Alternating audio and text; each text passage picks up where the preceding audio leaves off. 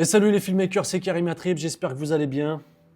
Je crois qu'en fait, ça fait 15 fois que j'essaie de faire l'intro. Le problème, c'est que j'y arrive et j'y arrive pas. Quand tu veux bien faire, tu n'y arrives pas. Et quand tu veux pas bien faire, tu y arrives, mais tu dis n'importe quoi. Actuellement, je suis au Maroc, en vacances, je suis à la maison. Voilà, je reste ici encore un petit moment.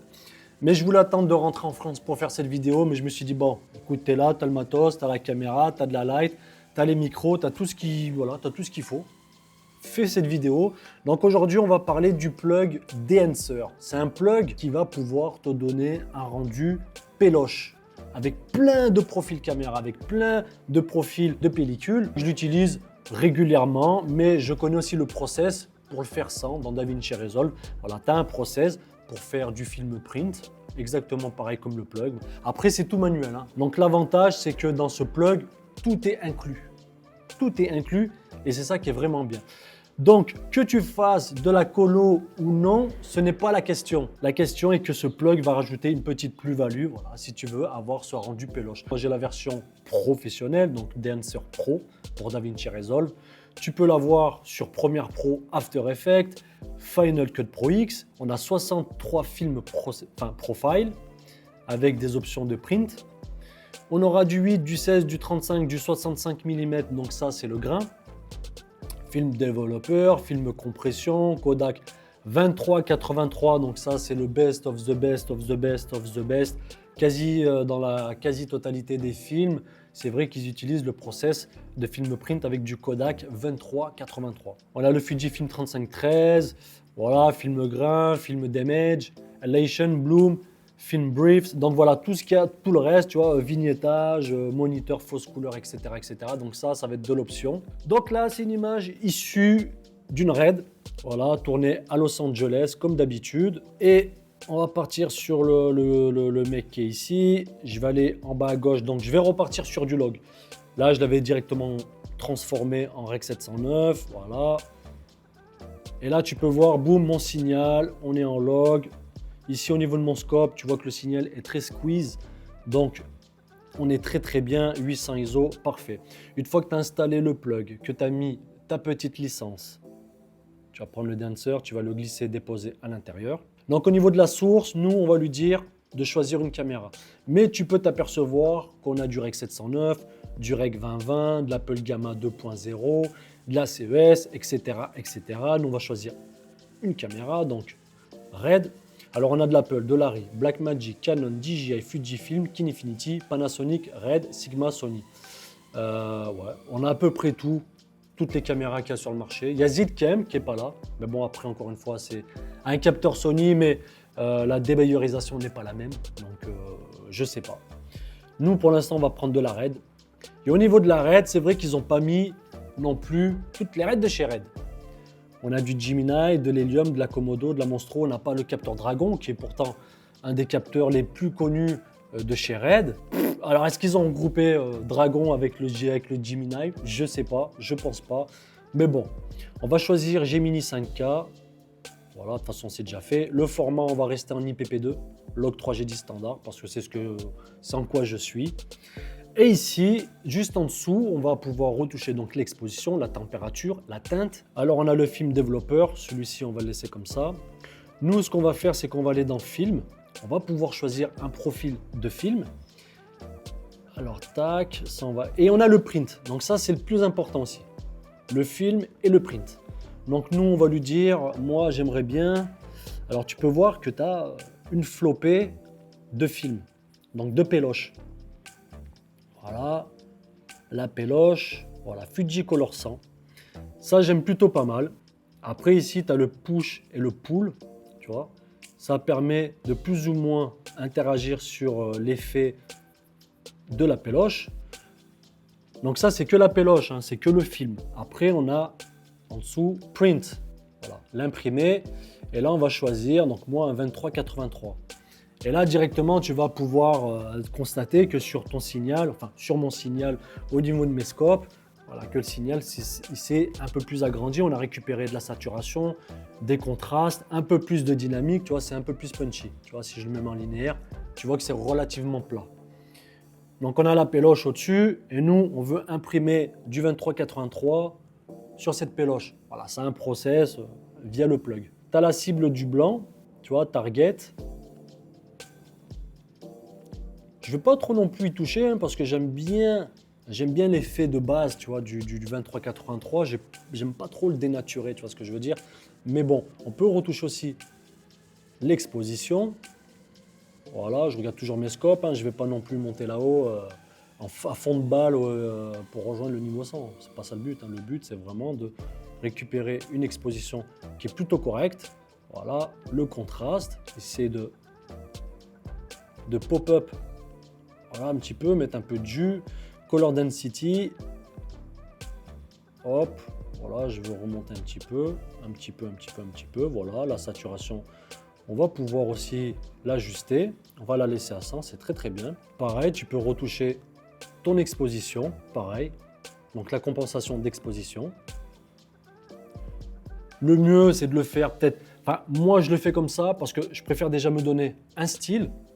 Et après, je retouche donc l'exposition, la température de couleur, la teinte, etc., etc. Parce que si tu pars tout de suite sur de la retouche sans avoir l'effet final, ça sert à rien. Ça sert strictement à rien. Vaut mieux tout de suite avoir l'effet final. Tu choisis ta péloche, ton imprimé, et directement, après, tu peux agir sur ton image. C'est pour ça que je ne l'ai pas touché tout de suite. Et après, la température de couleur. Donc, on va rester sur quelque chose d'assez... Pas non plus froid, hein, parce qu'on est en Californie, les gars, il fait relativement chaud. Voilà, donc moi, tu vois, comme ça, on est déjà plutôt pas mal. Donc après, avant, après, avant, après. Ce que j'aime bien, tu vois, c'est le rendu du bleu du jean, du t-shirt, tu vois.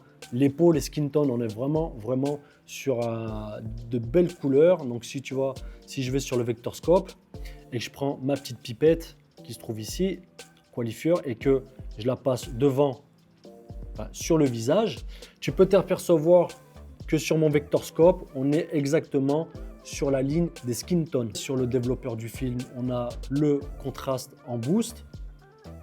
Ah oui, il faut mettre Enable, il faut l'activer. Je ne vais pas non plus, voilà, c'est juste pour te montrer un petit peu, je ne vais pas non plus y envoyer. Voilà, à peine, hein, tu as vu, c'est à peine parce qu'on est déjà bien, on est vraiment bien. Ce plug va te permettre d'évoluer, mais il ne va pas t'apprendre la colorimétrie, qu'on soit bien d'accord. Hein, ce n'est pas un plug qui apprend la colorimétrie, c'est totalement faux. Tu n'apprends pas la colorimétrie en mettant un plug et avoir un rendu final.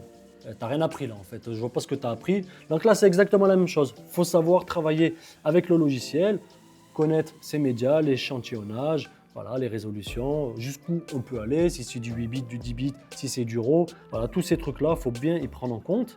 Et puis à partir de là, voilà, il faut y aller minutieusement. Et bien, pour moi, le mot-clé, hein, c'est de bien savoir ce que l'on fait avec la colorimétrie dans DaVinci Resolve ou même dans d'autres logiciels. Il faut bien savoir ce qu'on fait, bien savoir lire les scopes, parce que ça, c'est très important. Et surtout, avoir des images en amont qui sont plutôt clean, tu vois. Si tu es surexposé, si tu es sous-exposé, forcément, selon la dynamic range, tu vas avoir du mal, selon voilà, si c'est en 8 ou 10 bits, si c'est en RAW. Enfin, voilà, tu as plein de facteurs qui font qu'il faut bien faire attention. Si tu veux avoir un rendu convenable avec ce plug ou même d'autres process, il faut avoir des bonnes images. Donc voilà mon petit filmmaker, je t'ai montré à peu près comment fonctionne ce logiciel. Je n'ai pas non plus voulu m'étaler là-dessus. Donc voilà, sur mon nœud, comme je te l'ai dit, après on peut remonter un poil, mais vraiment, faut y aller tranquillou. Je peux faire un option S pour avoir un deuxième nœud. Là, je peux lui dire, on va se mettre en parade. Je regarde ma température de couleur, on est plutôt pas mal, tu vois. Juste un petit poil comme ça. Un petit poil comme ça, voilà. Je vais faire un Alt K pour avoir un nœud suivant, donc parce qu'on a déjà le rendu du plug. Après à droite, on peut quand même repartir sur un 3 voies primaire. Tu vois, sur un 3 voies primaire, par exemple, je peux encore redonner une petite direction à mon image. Moi, ce qui m'intéresse le plus, c'est le film grain. Parce que le grain, c'est cher, tu vois. Vraiment, même dans les plugs, tu vois, le grain dans DaVinci Resolve, il est que sur la version payante. Ou sinon, voilà, faut mettre des vidéos avec du grain, c'est dégueulasse. Tu mets de l'opacité, ça c'est pourri, c'est du bricolage. Donc là, en fonction donc, des chiffres, en partant de 8 à 65, on va partir de gros grains a du grain très fin. Moi, j'aime bien le grain fin, tu vois. Ça, c'est vraiment bien. Donc, 35 mm, voilà, ISO 500. Tu choisis tes ISO, 250. 65 mm, j'aime beaucoup. C'est encore un peu plus fin. Moi, j'aime bien le grain très fin, comme de la semoule, tu vois. Et donc, voilà, on va mettre en plein écran.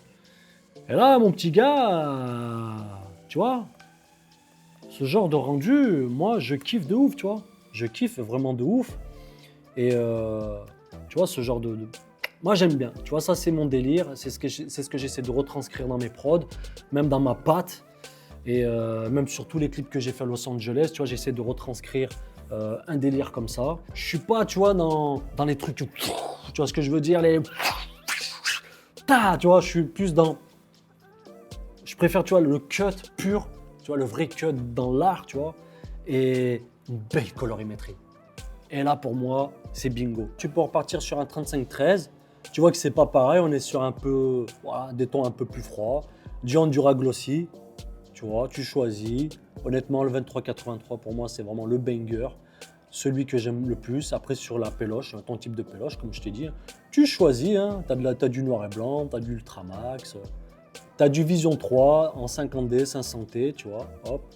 Ça dépend de la température de couleur. 500T, c'est pour tungstène. Et le D, c'est pour daylight. Voilà, c'est deux choses différentes. Il faut bien en prendre en compte. Et puis voilà. Tu vois, ça change à chaque fois. Il faut vraiment trouver voilà, l'alchimie qui fait que le plug va pouvoir t'aider pour avoir un rendu pas comme les autres. Et c'est ça qui est très important, mon petit filmmaker.